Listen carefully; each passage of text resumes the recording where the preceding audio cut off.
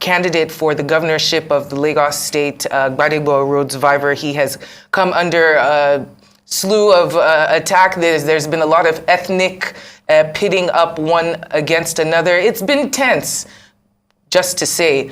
How do you feel these weekend's elections will fare? Are you prepared for it in terms of knowing that, well, we hope that it won't be a more confusing than the last set of elections, but it just might. Have you guys mitigated the circumstances? Like, okay, if this happens, then this will happen, knowing that the process might be a little less straightforward than anticipated, just like the presidential elections have gone. What is your feelings going into it? Okay, thank you very much for your question. First of all, the name is Dr. Yunusa Tanko. Is my vice president, that is Yusuf. Corrected. At the same time, let me make this particular good correction. But before I go to your question, let me wish our governorship candidate in Lagos a happy birthday to a fine gentleman who is about to take over the mantle of leadership for the interests of the Nigerian youth, especially in Lagos. And that is Gbadebo Roads Favors. He's just 40 years old today, and that shows to Nigerians that we have hope in the Nigerian state, especially in Lagos. You remember, the Nigerian youth actually took over the space in the music industry, and they took over the space in the film industry too. Now today, everywhere they are known in the international community as some of the best and top-notch. That is exactly what they need to exemplify in Lagos with the advent of Gbadebo Roads Favors, because it will be their own government. And actually, attempts have been made to give him a kind of a name that is not his, calling him that probably is not, let me use the word, Omoale, as using way. That means they are talking that he's a bastard. But unfortunately for them, he's more real a Lagosian than any one of them. I'll give you an example. The present governor himself is from Ogun State. Present governor of this particular state is from Ogun State. Now talk about the state assembly speaker, Obasa, he's from Ogun State. And then the deputy, deputy of the state, also Hamzat, is from Ogun State. In fact, his own father is a king from Ogun State. The Lagos West Central, that is Olamilekun Yayi, he is from Ogun State. So virtually, those that are leading Lagos at this present time, including the past governors who have been from Osun State, from Irabuji, the present so-called elected president, all of them are the ones that are claiming that they are the ones that come from another state and governing Lagos. But here you have your own son running for the governorship of this particular state, a bona fide indigene of Lagos State, trying to change the thing, and then they are giving him a kind of a name that is not his. So for us, it's clean.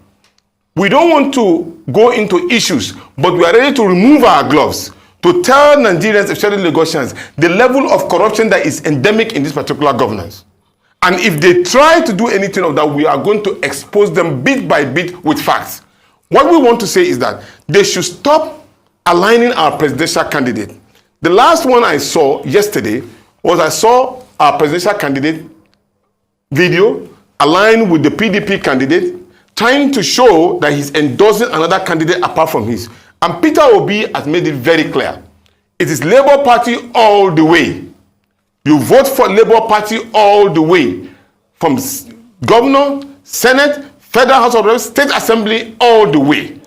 Do not let anybody put you under illusion or deceive you that probably Gbadebo Roads has dropped down, or Asake in Kaduna has dropped down, or the governor in Plateau has dropped down. It's all a lie. That was exactly what they did to us in the presidential election.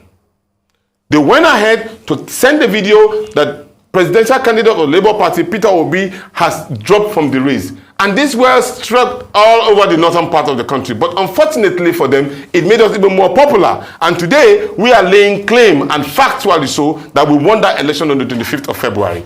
And we are ready to prove it, and that is why our presidential candidate is already in the court. So we are saying to Lagosians that this is the time for you to take over the mantle of leadership.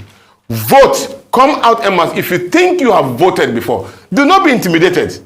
Because the strategy is pre-election, during election, and after election. The target is to intimidate the people, scare them out, don't make them come out, feel as if they can know. Now, please, ladies and gentlemen, this is the best time in which you can come out en masse to show your strength, so that you could show the Nigerian people, especially those who are in the international community, that what happened on the 25th of February was not a fluke. It was reality, and you are going to double down on it on 11th of March. Well, talking about the presidential election, how optimistic are you that justice will be served, especially with INEC seeking to reconfigure the beavers? Already it has shown their weakness, and they are scared already, because they have, let me use the word, they have poop in the church. And so they cannot really go back to that particular church. That is very clear, because what is clear to us is that if you are so sure of the beavers, why are you trying to reconfigure it? It already shows a criminal tendency, and the court should not indulge such a thing from happening. Because where they want to dodge under is the court. And they are making the court look as if it's just a pick and choose, I can pay and get a judgment. And this is the time in which our judiciary should show Nigerians the legitimacy that they have given to them. Remember, most of our judges have sworn by the Quran or the Bible. And if there's anyone sworn by Obatala, I don't know. But the fact still remains that all of them swear to respect God and do the right thing for the interest of the people. And this is the best time they can rescue Nigeria. We have done our bit, and we've gone to the field, we've challenged them, we've put up a fight, and we won election. Now they are taking it, they are looking for a short corner, and that corner is the court, which we know that we believe that they will do justice to it. I mean, how can you explain to me that when the court has already given us the right to go and inspect this particular document, INEC is denying, they are running away? Just like a scarecrow. So that's to tell you that they are scared shit that they have messed up. But Nigerian people will resist this and will continue to mobilize. But we will do the right thing. We will follow the legitimacy and the legal doctrine as our presidential candidate has said. But at a point in time where they do not do the right thing, we will leave it in the hands of the Nigerian people, and we don't have control over that. All right, Dr. Tanko, please, let's move to River State. We know that there's some issues going on there. The Labour Party National Working Committee has had to dissolve the State Executive Council. What is to become of the ousted state chairman of the party, Daniel Peppel? Well, and can you also explain to us, for those who might not know, exactly what the reasons were for ousting him? Well, you see, just like the name and the movement replicates, and the party, the OBIdient movement is a disciplined organization, and also the party itself is a Labour Party owned by the Nigerian Labour Congress, and they are disciplined. Once we see that you are not disciplined and you are not following the doctrine of the party and the rules and regulation that is for engagement, of course the party has the right to dissolve or deal with those particular issues. And I think that is exactly what the party has done. I think the national chairman is addressing the press conference today to give a detailed explanation as regard to what transpired and what steps they have taken. And for us, it's about making sure that we do the right thing and make sure that Nigerians, we are not found wanting as regard to our commitment to the Nigerian people. Well, we've also seen a self-acclaimed governorship candidate, Mr. Fafa Prince-Will, who says he is the governorship candidate of the Labour Party in Port Harcourt. How did he emerge? How will this drama, especially, we're also hearing reports that some Labour Party officials are collaborating with the PDP in River State. So how will all this affect Beatrice Itubo, who we know INEC has recognized as the real Labour Party candidate? Unfortunately, in Nigeria, there are those who are gullible and those who do not actually want to take the right steps in the right direction. And so they become a tool in the hands of those who want to take our collective matrimony to their own hands. And these are kind of the persons that you have seen in that regard. The party, according to the Constitution of the Federal Republic of Nigeria and the Electoral Act, it is the party that has the right to actually nominate any candidate whatsoever. So who the party nominates remains the party's candidate. So it's the party that will make pronouncement, not any individual that comes on from anywhere who is seeking for relevance, political relevance, and show himself. No, the party will make pronouncement as these are our candidate, and we follow due process A, B, C, D, and we had a candidate. I heard that some people are coming out, even in Lagos here, saying that they are the candidate of the party. And I laugh, because the fact is that we know seriously and surely that Gbadebo, Rose, Vivos, and his vice, deputy governor, are the candidate of the party, and they are going to win election by the grace of God, because the will of people cannot be subverted in any way.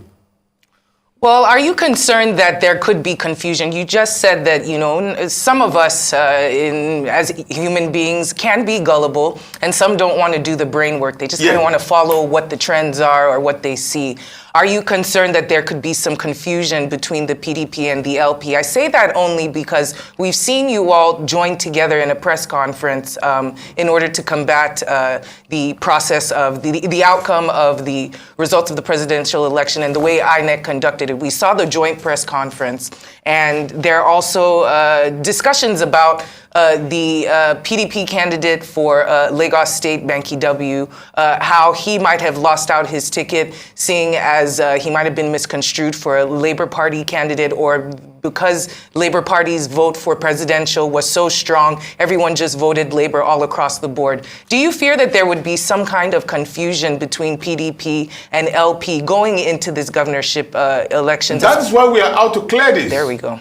That's why we are out to clear this. Quickly, you see, a lot of doubting Thomases were up in the air.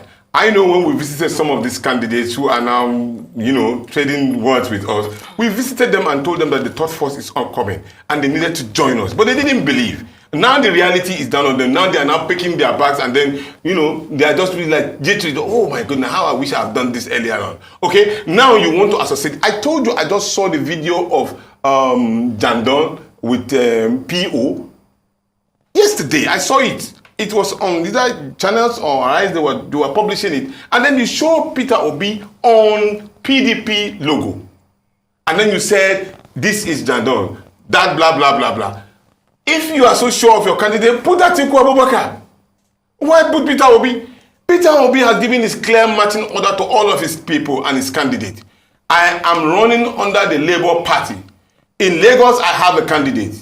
Gbadebo Rose Vavos is my candidate. In Plateau, I have a candidate. His name is Datum. In Kaduna, I have a candidate. His name is Asake. In Kano, I have a candidate. And he mentioned all of their names. So do not, if you are so sure of your own presidential candidate, go and shop with him. Why are you doing a criminal activity? Because what they are doing is criminal. It's criminal. In fact, they are supposed to have been arrested because they are sending wrong signal, trying to confuse the people. And if they are, according to the Electoral Act, they should be gone for like 2 or 3 years in jail for those people who bring out that particular kind of advert. But because the security agencies are not doing what they are supposed to do, and then they are already busy talking about people bringing dogs at the polling unit, why wouldn't they bring dogs and protect themselves? But really, we are not saying that people should allow themselves to be intimidated. We are seeing in a polling unit where people are being segregated and intimidated. And we raised this particular red flag up at Benisho. Nobody did anything until when we were being attacked on the street in the day of our campaign, people were being stabbed. Nobody was arrested. They went ahead again to kill our people, killing women. Nobody was arrested. Now you are now busy now trying to say that people should not come with dogs to their polling unit to protect themselves. So let me interrupt you there. You've talked about all what happened at the presidential election and all that could go wrong this time around. Yeah. Efforts to provide our own security, the police are already saying is not allowed. So there already fears that there will be voter apathy, during the governorship election. And of course, I'm sure you've seen the viral video of an individual threatening Igbos not to come out and vote. Sure. That it must be Sanwo-Olu or nobody else. So in that kind of situation, how would you appeal to all obedience to ignore these threats, and still come out and vote on Saturday? Not to ignore. Protect yourself, but come out en masse and vote. How do we protect ourselves? What I mean is that when you are coming out to vote, come en masse with a lot of people. Do not go alone. Go with a lot of people to protect yourself. When you see people coming at you, when you stand tall, they too will go back. But when you go individually and then you allow them to intimidate you, we are not saying that they should be violent. We have not been. They only try to tout us as being violent in any way. But we have not been. You've never seen an obedient person attacking anybody physically. It's not done. They are the one that bring up machete and everything, and it's there on the TV. And now, look at it, just like you mentioned. Somebody come out and made a video and saying that he's threatening an ethnic nationality of this particular country. And nobody has arrested that particular person? And you think that probably that is fair? No. If he has come out and he was proud of him to have come out to challenge the authority, then the authority should be able to take him on. That will send a signal. But what we are saying to our members is that they should be able to produce a lot of defense for themselves. Not to carry on, but go in groups. Go in groups so that people will know that you are there and then you are voting for your candidate. Please, do not be intimidated. That is the way in which when you stand to be intimidated, you start to be cheated. Because if we decide not to come out, they will give us all kinds of charlatans, permit me to use that word, to continue to rule us. But when we stand tall, imagine has it been that we were intimidated in the first place, we didn't come out to vote for Peter Obi. Do we have any legal proof now? We wouldn't. But because we came out, we have proofs, people took pictures, people were ready at the polling unit. In fact, because they were so large in numbers, people are intimidating them because we have videos and we have results. So that way, we have something to tender. And now they are even afraid of those particular humongous evidence that we have against them. So that is what's supposed to be replicated on the 11th of March.